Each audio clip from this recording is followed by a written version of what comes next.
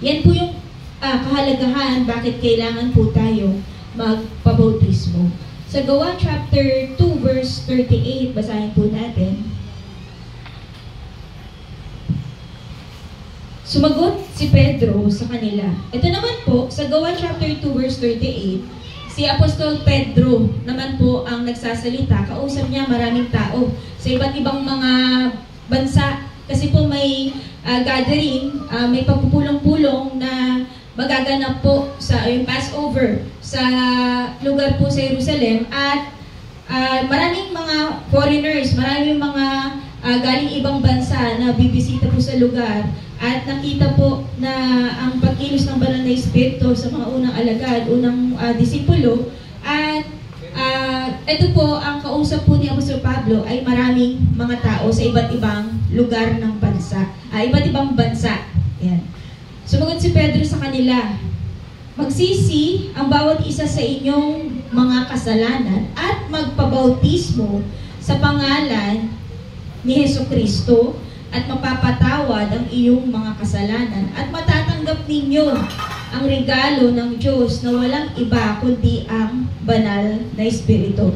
So, ang sabi doon, magsisi, magpabautismo, at kapag tayo po'y nagsisi at nagpabautismo, ang sabi po, mapapatawad daw po. Magpabautismo sa pangalan ni Jesus. Meron pong footnote dyan na ang sabi, pag sinabing sa pangalan ni Jesucristo, ang ibig sabihin sa pagpapakilala na ikaw ay kay Kristo. Kaya ka magpapabautismo sa pangalan ng Panginoong Yesus, ito po yung nagpapatunay din na ikaw na ay kay Kristo.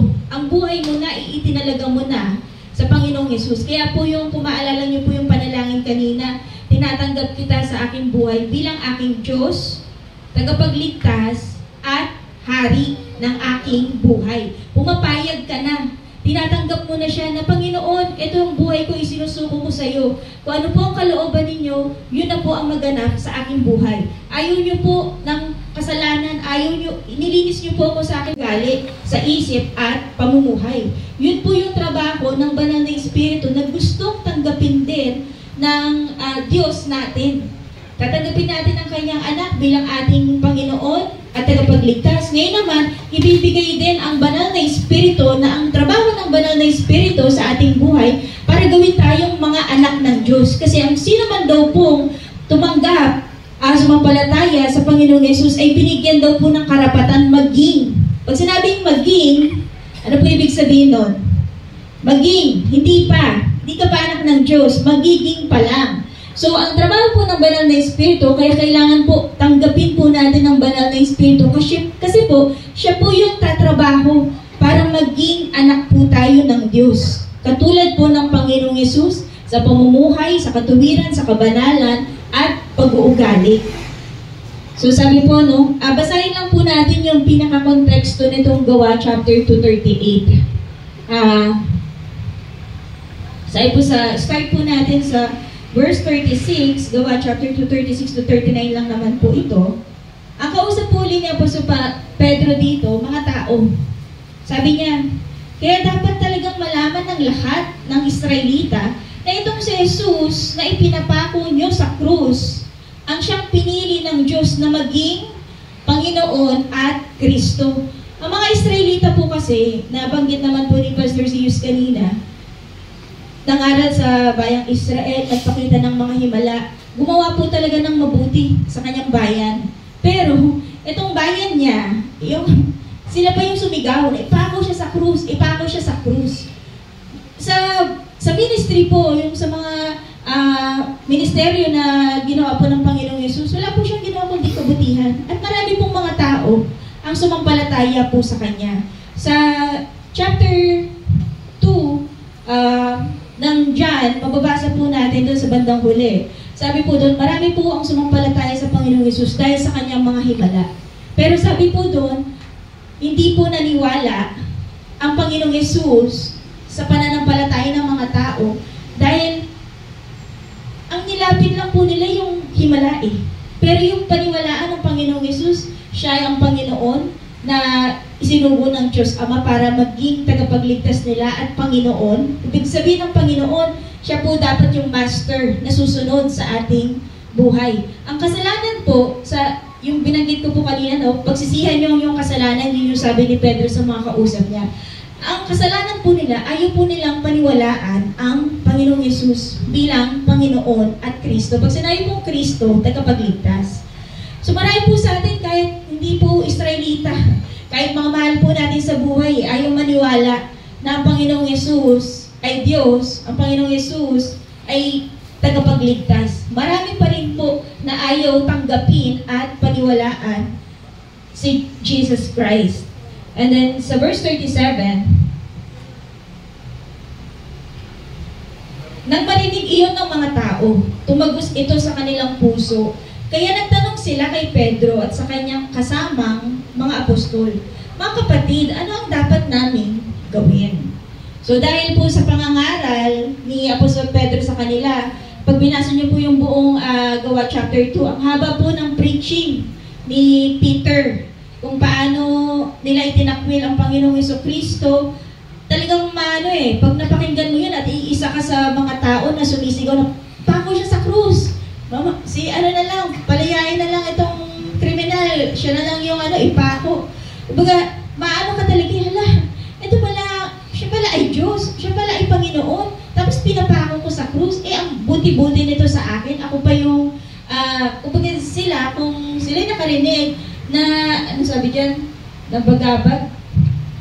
Ayun, tumagos ito sa kanilang puso dahil sa preaching po ni Peter. Kaya po, ito po sa pagbabautismo, kanina po nauna si Pastor Zeus, ipinakilala po talaga, sino po ang Panginoong Jesucristo para sa iyo? Personal po, na siya po ang ating personal Lord and Savior. Paano kanya iniligtas? Iba-iba po kasi yung buhay po natin Hindi naman po, yung iba po, mga nasa kulungan, nakaranas po sila ng pagliligtas ng Lord, ng Panginoong Yesus. Iba-iba po ang sitwasyon natin. Iba-iba po ang mga nagagawa po nating pagkakamali at pagkakasala.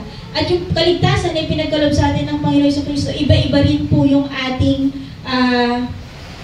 pagtanggap sa ating buhay. Kasi iba-iba. Pangalawa, ito'y pagpapakita ng pagkakilala at pagtanggap kay Jesus bilang iyong Panginoon at tagapagligtas.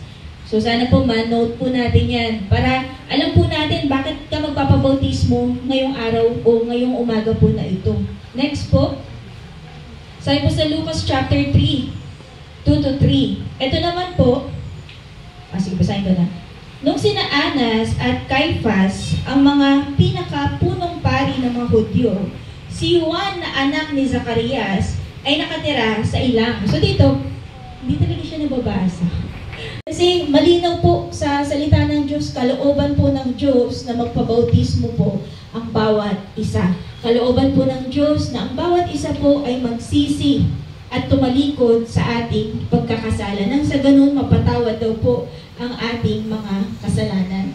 Ito'y isa sa kaparaanan ng Diyos upang patawarin tayo sa ating mga kasalanan. So, 4 na puntos na po iyan. And then, next verse po natin. Wala ko ni Philip. Sabi niya, may tubig dyan, magpapabautismo ako. Ngayon, tatanungin mo kayo, paano niyo maintindihan? Podyo po ba kayo? Mga Pilipino ay parang tango lang ng tango. Hindi natin alam. Yung yuno ko po, halos taga-Africa po yung nagbasa ng Biblia. Ayaw nga natin magbasa ng Biblia Ayun, nagbabasa na, hindi maintindihan. Lalo na yung hindi nagbabasa. Amen po? Amen po ba? Amen. Kaya maganda po may mga ngaral. Sana mali na sa inyo. Pero bago sana ako magpatuloy, aawit muna tayo ng awitin na magpapakita kung gaano kabuti ang Diyos. Bakit nandito kayo? Kaya kanina may nagsabi na hahabol sa bawal yung baptismohan lamang. Kasi last year, 100 na higit tayo. 50 yata.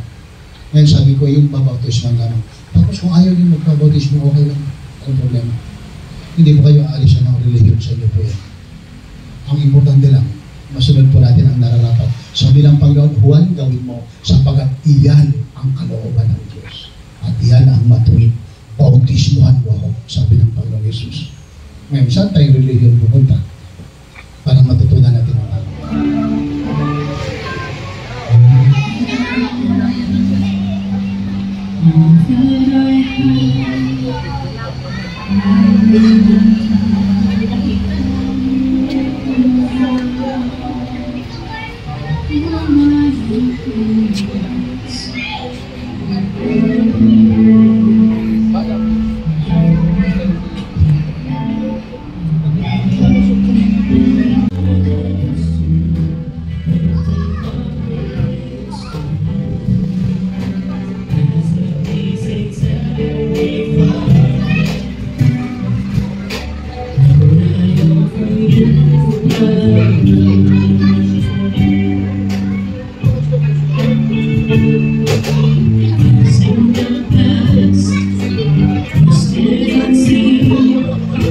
Wishes and dreams that I am to come true.